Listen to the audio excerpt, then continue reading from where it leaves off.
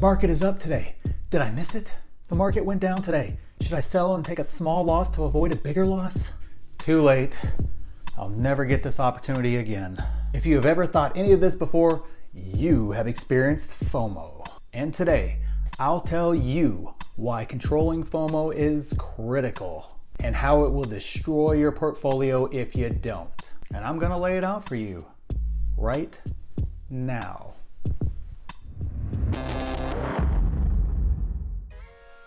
Welcome back, everyone. In this video, we will cover what is FOMO and where am I seeing it, why it will destroy your portfolio, and the single truth behind it all. All right, I'll tell you up front right now, this video is going to be a kick in the junk for some and a lifesaver for others, so strap in. And if you like getting kicked in the junk, well, you're just weird, and you want to invest and get analysis from a dude who kicks people in the junk, be sure to subscribe. Go ahead and hit that little notifications bell. And if you've already subscribed, thank you very much. So please just like the video so I don't have to kick you in the junk too. I'm sorry, way too much junk talk. This is ridiculous. So what is FOMO? FOMO is the fear of missing out. You know, that feeling you get when Tesla stock is going up what seems to be $100 a day and it seems like it's gonna hit 15,000 by the end of the year. So you must buy now. You know, that feeling? I've been seeing it everywhere, even during this downturn. It's a daily conversation with friends, family, co-workers, even you guys down in the comments section. Any move up or down seems to evoke the emotion in one form or the other. I think the problem is growing and I want to help you before it's too late. Why will FOMO destroy your investments? All right, I need all of you to be honest right now.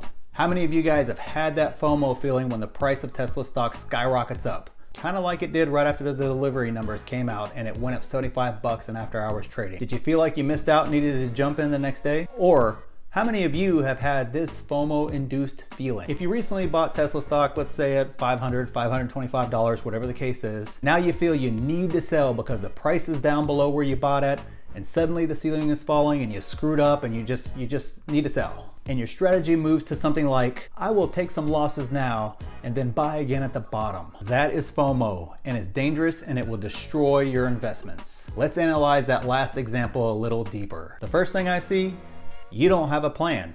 And even if you do, you aren't adjusting your plan based on real analysis, but based on feelings. When Tesla stock skyrocketed to over $900, I adjusted my plan because of the anomaly I saw with the stock. And because I knew that was an anomaly, I wanted to take advantage of it and take some money off the table. Now I had no idea the illness was coming and I would catch a once in a lifetime or at least a once in a decade opportunity after taking some profits. You may call it luck, but I don't believe in luck. And no, I don't know who actually said it or else I would give credit to them, but they said luck is where opportunity meets preparation. Using the term luck is a crutch used by those who are too lazy to put in the work to prepare or don't have the guts to take the plunge when needed, probably because they didn't prepare. I told you, kick in the junk for some.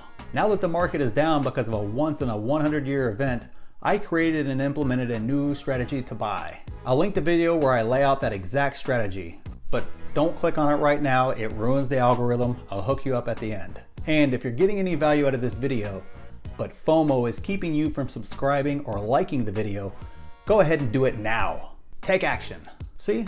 That was easy, and it's your first step in defeating FOMO. The second thing I see in that example is FOMO, or emotionally driven analysis and adjustment in the strategy. In that scenario, what part of your analysis says a big move up or down in a day means you missed it? Barring an incredible one-time event, like Elon going to jail for fraud because the Shanghai factory is just an incredible hologram. That'd be really cool, actually. Not cool for stock price, but just cool in general if he could pull that off. You didn't miss anything other than day traders moving the stock up and down as they move in and out of positions. I don't day trade, so I don't care. Here is how I know that example is faulty and FOMO ridden. You were willing to buy at 500, 525, wherever you bought at because you thought the price would go up over $1,000 or more in the future, right? But now your analysis is telling you to sell now and take a loss? Logically, this should say you no longer think it will hit $1,000 or more, or even 525 for that matter, again in the next 3 to 5 year future. But you've solved the problem, you have a new strategy. And that strategy is to guess the bottom, something that even the greatest investor ever can't do.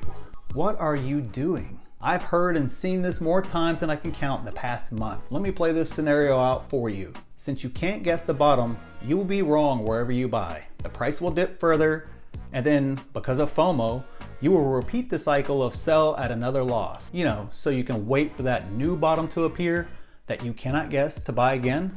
Yeah, that one. And this continues on until you quit or you run out of money. Either way, FOMO just destroyed your investment and probably your personal well-being as well. And this applies across the investment spectrum.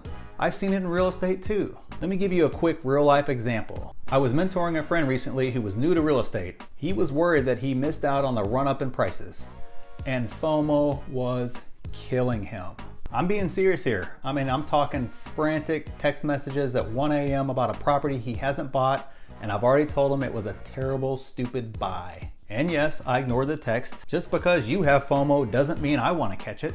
He almost purchased several properties that were bad investments from the start. I mean, terrible properties. Strictly because he was paralyzed with FOMO to the point where he was willing to buy anything because everything would just continue to go up forever. Thankfully, he took my advice, didn't buy those properties, and continued looking, and actually ended up with a property that will cash flow for years to come and survive this downturn just fine. The moral of the story, buying based on FOMO will lead to horrible decisions that will rob you of all your money. If the numbers work up front, it doesn't matter what you bought it at or where you bought it at in the business cycle. A good deal is a good deal.